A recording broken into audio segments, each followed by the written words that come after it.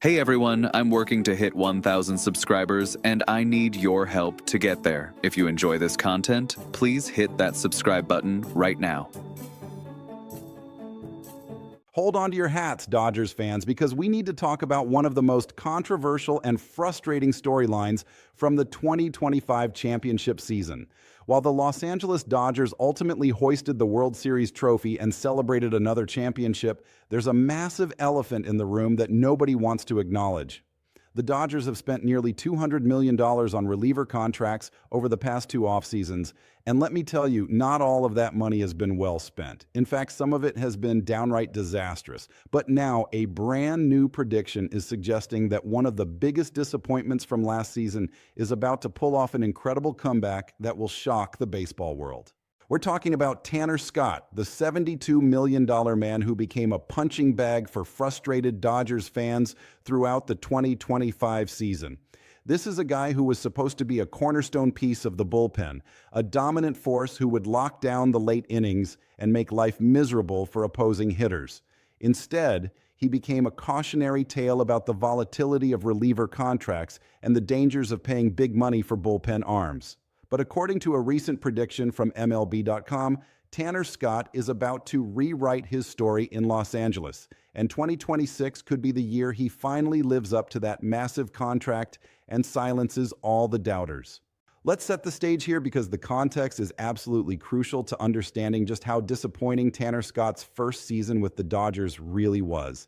The Dodgers went on an absolute spending spree in the 2024-2025 offseason, throwing money around like it was going out of style. They signed Edwin Diaz to a massive free agency deal just a couple of weeks ago, which we've already covered extensively. But last offseason, before Diaz was even on the radar, the Dodgers front office went absolutely wild acquiring relief pitchers. They signed Tanner Scott to that 4-year, $72 million contract. They brought in Kirby Yates. They retained Blake Trinan. This was a full-scale bullpen renovation, a commitment to building the most dominant relief corps in baseball.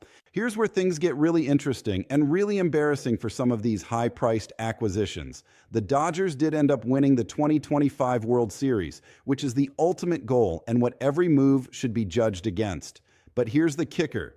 Neither Scott, Yates, nor Trinan were major factors in the bullpen's championship efforts. Let that sink in for a moment. The three relievers the Dodgers invested heavily in weren't even significant contributors to the World Series run. That's not just disappointing. That's borderline catastrophic when you consider the money and expectations involved. For Tanner Scott specifically, the 2025 season was nothing short of a nightmare. This was especially painful and confusing because Scott was coming off an absolutely stellar 2024 season with the San Diego Padres. We're talking about a guy who was one of the most dominant relievers in all of baseball, posting incredible numbers, getting selected to the All-Star game, and establishing himself as one of the premier late-innings weapons in the National League. The Dodgers saw that performance and decided they needed to make him a cornerstone of their bullpen for years to come. They wrote that $72 million check with absolute confidence that they were getting an all-star caliber pitcher who would be worth every penny. Instead, they got a complete disaster. And I'm not exaggerating when I say disaster. These numbers are going to make you cringe if you're a Dodgers fan who was excited about the Scott signing. Tanner Scott recorded a 4.74 ERA in his first season with Los Angeles. For a relief pitcher, especially one being paid like an elite closer, that ERA is absolutely unacceptable. That's the kind of number that gets you designated for assignment if you're making league minimum. When you're making $72 million, it's the kind of number that makes general managers wake up in cold sweats wondering what went wrong. But wait, it gets worse. Tanner Scott led all of Major League Baseball with 10 blown saves in 2025. Read that again. He had the most blown saves in the entire league. For a closer, there's no more damning statistic than blown saves. That's literally your one job. Get 3 outs with the lead and preserve the victory. And Scott couldn't do it more than any other pitcher in baseball. Every single one of those blown saves was a gut punch to the team, a momentum killer, a game that should have been a win turning into a devastating loss. Those kinds of failures add up over the course of a season, and they create a crisis of confidence both for the pitcher and the team that's relying on him. And just when you think the story can't get any more depressing, there's this final kick in the teeth. Tanner Scott didn't even pitch in the postseason due to an abscess in his lower body. So not only was he terrible during the regular season, but when the games actually mattered most, when the Dodgers were making their championship run, Scott wasn't even available. He was sitting on the sidelines dealing with a medical issue while his teammates went out and won the World Series without him. That's got to be the most frustrating possible outcome for everyone involved. But here's where things take an interesting turn. Despite all of that disappointment, despite all of those brutal statistics and embarrassing moments, there are people within the baseball world who believe Tanner Scott is about to bounce back in a major way. MLB.com recently published a piece naming one bounce-back candidate for each MLB team as 2026 approaches. And for the Dodgers, writer Sonia Chen believes it will be Tanner Scott, who puts his disastrous first season in Los Angeles behind him and returns to his all-star form. Chen's reasoning is actually pretty compelling when you dig into it. She points out that the Dodgers uncharacteristically splurged on a reliever in that 2024-2025 offseason, signing Scott to that 4-year, $72 million deal. The move obviously didn't pay off in his first season in LA, but Chen notes that the Dodgers organization remains optimistic that Scott can rebound going forward and once again become a force at the back end of the bullpen. That optimism from within the organization is significant because these are the people who see Scott every single day, who understand the underlying metrics and circumstances that might explain his struggles, who have access to information that fans and media don't necessarily see. So what exactly went wrong for Tanner Scott in 2025? One of the biggest red flags in his statistical profile was the dramatic increase in home runs allowed. Over just 57 innings pitched, Scott gave up 11 home runs, which was by far the highest mark of his entire career. For a pitcher who had been extremely stingy about giving up the long ball throughout his time with the Marlins and Padres, this was a shocking development. Home runs are absolute killers for relief pitchers because you can't afford to give up multi-run bombs when you're trying to protect a 1 or 2 run lead in the 9th inning. Let's put that home run rate into proper context to understand just how abnormal it was for Scott. In 2023 and 2024 combined, Tanner Scott pitched 150 innings for the Marlins and Padres. Over that entire span, covering 2 full seasons, he gave up just 6 home runs total. 6 home runs in 150 innings. That's elite-level home run prevention. That's the mark of a pitcher who pounds the strike zone with power stuff that's extremely difficult to square up. Fast forward to 2025, and suddenly Scott is giving up 11 home runs in just 57 innings. That's nearly double the home run rate from his previous 2 seasons combined, condensed into less than half the innings. Something was clearly very wrong. The question is, what caused that dramatic shift? Was it mechanical? Was Scott tipping pitches or leaving balls over the heart of the plate more frequently? Was it the adjustment to a new team, new catchers, new ballpark? Or, as some reports have suggested, was Scott actually dealing with injury issues for longer than anyone realized? There have been whispers this offseason that Scott had been hurt for an extended period during the 2025 season, and that manager, Dave Roberts, was simply unaware of the extent of the problem. If that's true, it would explain a lot. Pitching through an injury, especially one that affects your lower body and potentially your mechanics and velocity, could absolutely lead to the kind of performance collapse that Scott experienced. This brings us to the projections and predictions for 2026, and here's where Dodgers fans should start feeling some hope. BaseballReference.com, which uses sophisticated algorithms and historical data to project future performance, has Tanner Scott bouncing back in a significant way. Their projection has Scott posting a 3.54 ERA over 61 innings pitched with 64 strikeouts. Now, that's not quite back to his elite 2024 form, but it's a massive improvement over the 4.74 ERA disaster of 2025. A 3.54 ERA from a late-inning reliever is absolutely serviceable and valuable, especially if Scott can cut down on those home runs and blown saves. But there's another factor at play here that could be the key to Scott's bounce back, and it's the signing of Edwin Diaz. By bringing in Diaz on that record-breaking contract to be the team's primary closer, the Dodgers have essentially taken the pressure off of Tanner Scott. Throughout the 2025 season, Scott was Los Angeles' primary closer, which meant he was constantly pitching in the highest leverage situations with the game on the line. Every mistake was magnified. Every blown save was a headline. The mental and emotional toll of being the closer, especially when things aren't going well, can be absolutely crushing. Now, with Diaz firmly entrenched as the closer, Scott can slide into more of a setup role or situational high-leverage reliever. That change in role could be exactly what he needs to rediscover his confidence and effectiveness.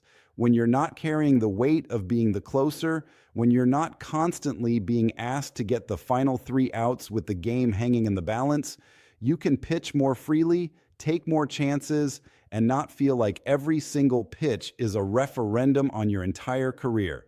For a pitcher coming off a brutal season like Scott's 2025 campaign, that psychological relief could be massive. The Dodgers coaching staff is going to be crucial in Scott's potential comeback story. Scott did show flashes during his first season in Los Angeles of being the pitcher who can dominate in high-leverage situations. There were outings where his stuff looked as electric as it did during his All-Star season in San Diego. The problem was consistency. He couldn't string together good performances. He'd have a dominant outing, then follow it up with a disaster. He'd look unhittable one week, then serve up 3 home runs the next week. That kind of volatility is what drives managers crazy and makes it impossible to trust a reliever in crucial situations. Dave Roberts and the Dodgers coaching staff are well aware that Scott will need to regain their trust before he's deployed in the highest leverage spots once again. That's going to require a strong spring training, consistent performances early in the 2026 season, and proof that whatever went wrong in 2025 has been corrected. The good news for Scott is that he'll have opportunities. The Dodgers run through a lot of relievers over the course of a season. They're aggressive about using their bullpen, and they're constantly looking for guys who can step up and handle important innings. If Scott can show he's back to his 2024 form, those opportunities will come quickly. There's also the matter of that contract hanging over everything. $72 million is serious money, even for the Dodgers. They're not just going to write off that investment after one bad season. They're going to give Scott every possible chance to succeed because they need him to succeed. The alternative is admitting that one of their biggest free agent signings was a complete bust, and that's not something any front office wants to do, especially not after just 1 year. The Dodgers are financially invested in Tanner Scott figuring things out, which means they'll be patient and supportive as he works to return to form. Let's also consider the broader context of reliever volatility in baseball. Relief pitchers are notoriously inconsistent year to year. Even the best closers in baseball history have had down seasons mixed in with their dominant campaigns.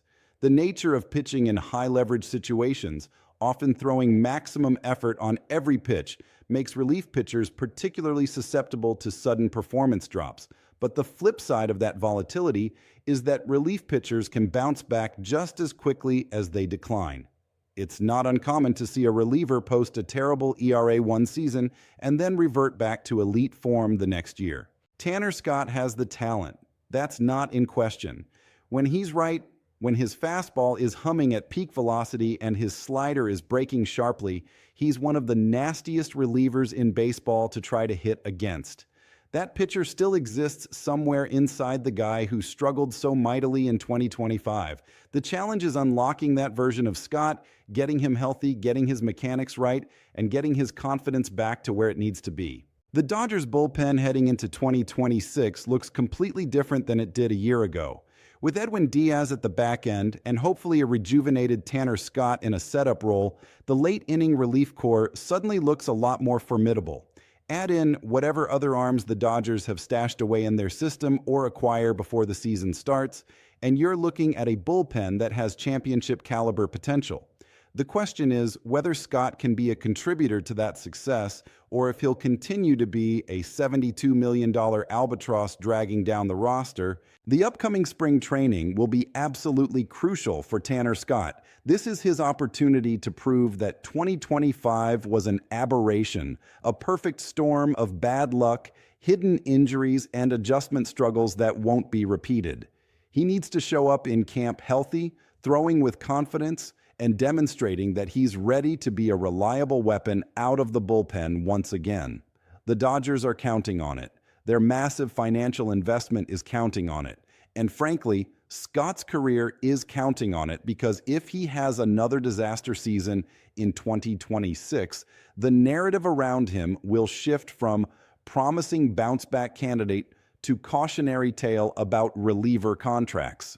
But if Sonia Chen's prediction and the Baseball Reference projections are accurate, if Tanner Scott does manage to post something close to that 3.54 ERA with solid strikeout numbers and dramatically reduced home runs allowed, then suddenly the Scott signing looks a lot better. One bad season becomes an unfortunate blip rather than a defining characteristic.